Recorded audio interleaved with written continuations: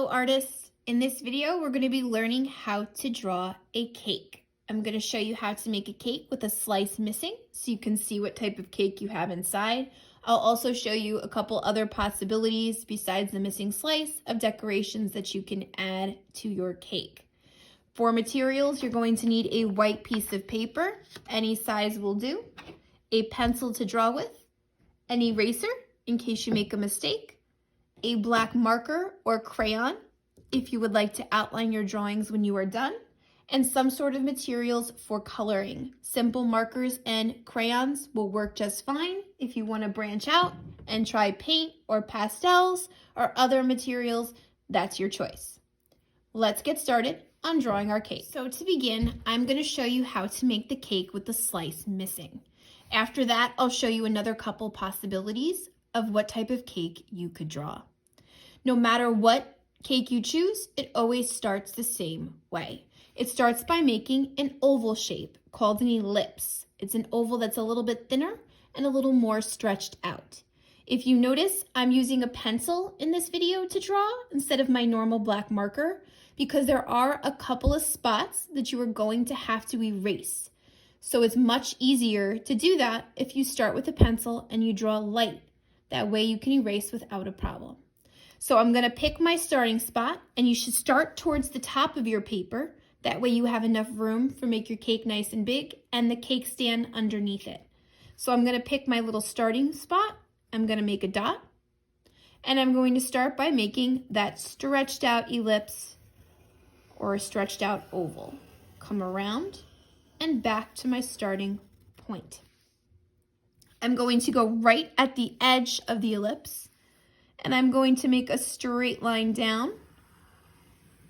Once, I'm going to go over to the other side and do the exact same thing. Twice. Try your best to make them match. If you notice, I went right at the edge of the oval. That is super important. If I were to start underneath, it really wouldn't end up looking like a cake. It would be a little bit off. So I need to make sure that my straight vertical lines start right at the edge of the oval. I'm going to go to the bottom where I left off, and I'm going to slightly curve my line across and connect to the other side of the cake. Now, if I were going to make a cake that didn't have a slice missing, that was completely whole, this is where I would stop, because this is a whole cake that hasn't had a slice cut out of it yet.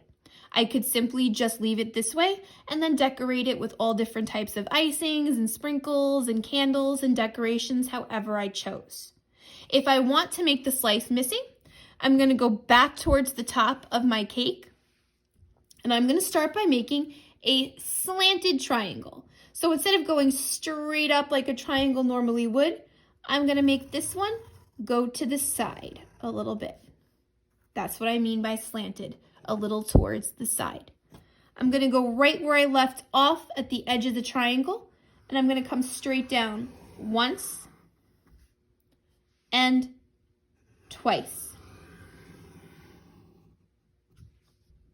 I'm going to go to the bottom of my first line, and once again I'm going to make a line on a slant, a little to the edge, a little to the side,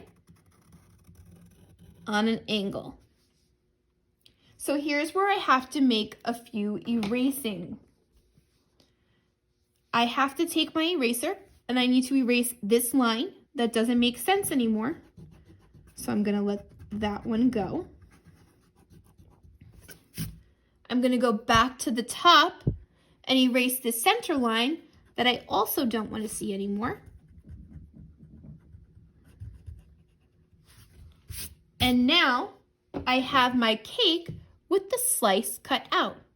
So if I wanted my cake to be a layer cake, where I could see the icing in between the layers, I would go right inside this piece, this slice, and I would make the lines for the icing. Maybe there's multiple layers in your cake, so you could put multiple icing lines. There you go. Make sure you draw those lines on an angle or a slant to match the line that you have below. That way it looks realistic and it really looks like the slice has been cut out from your cake. Now that I have the basic cake drawn, I'm gonna go and make the cake stand underneath. So I'm gonna start right at the edge of the cake towards the bottom, and I'm gonna make another one of those stretched out ellipses or ovals. This time I'm gonna make it a little bit larger.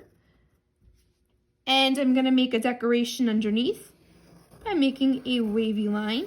Usually some of cake stands are pretty fancy and they have a little decoration along the edge.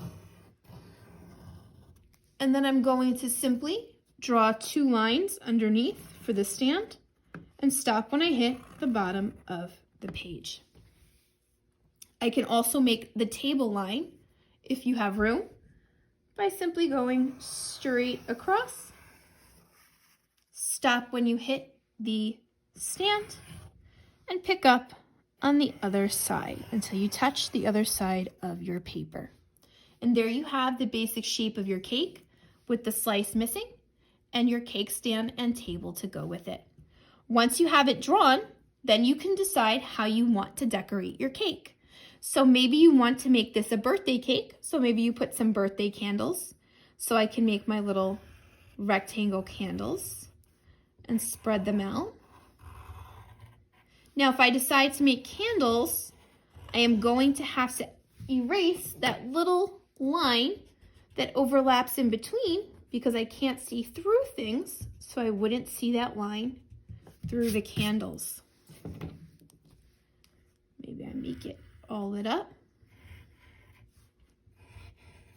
Maybe I make those candles that have swirls.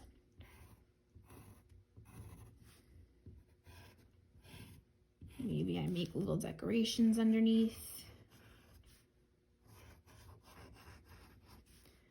There is lots of possibilities on how to decorate a cake and what to use for those decorations.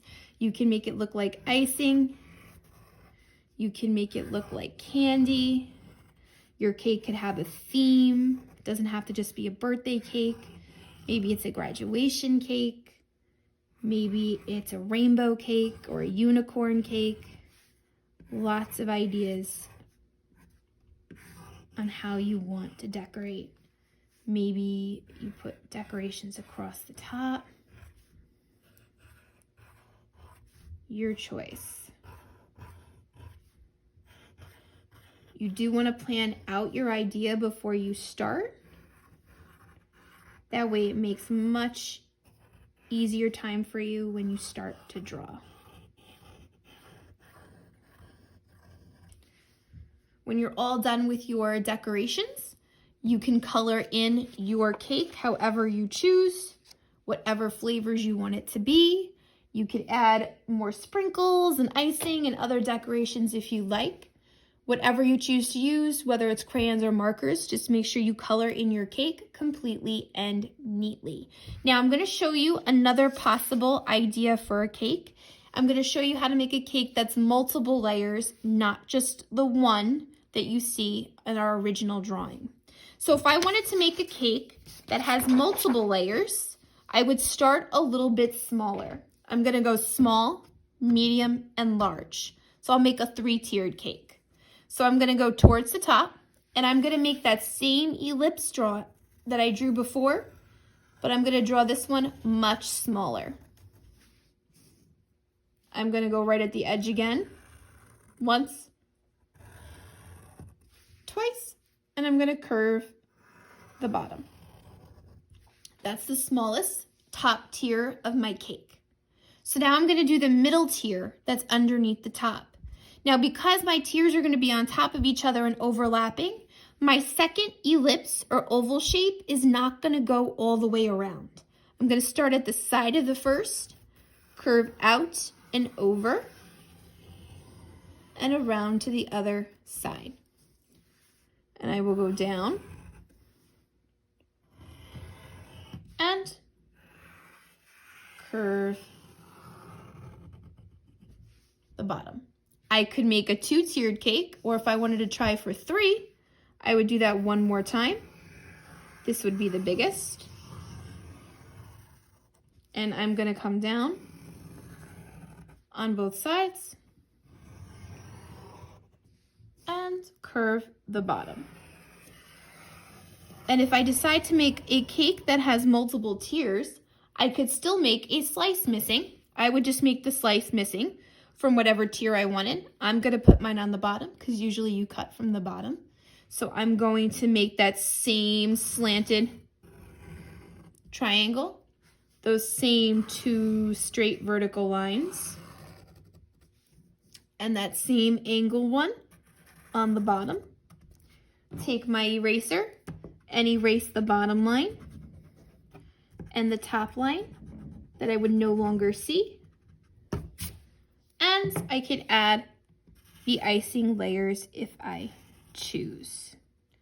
So that's how you could draw a cake that has multiple tiers. If I draw a cake that has multiple tiers, I could put a cake stand underneath if I have room, or I could just simply make another curve and stop when I hit the bottom of the paper so that it looks like it's sitting on a plate. And then I could always go back and put the line for the table behind it. There you go. And I would continue to design and decorate my cake however I wanted it to be.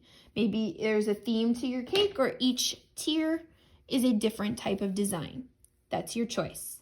If you wanted to, and you had room on your white paper, you could draw multiple cakes, almost like if it was a cake shop, right next to each other, side by side, with their cake stands underneath, and then just draw the one straight line for the table across when you are done. Whatever you choose to do, just make sure you color in your cakes completely and neatly. Take your time, and I can't wait to see your cake designs.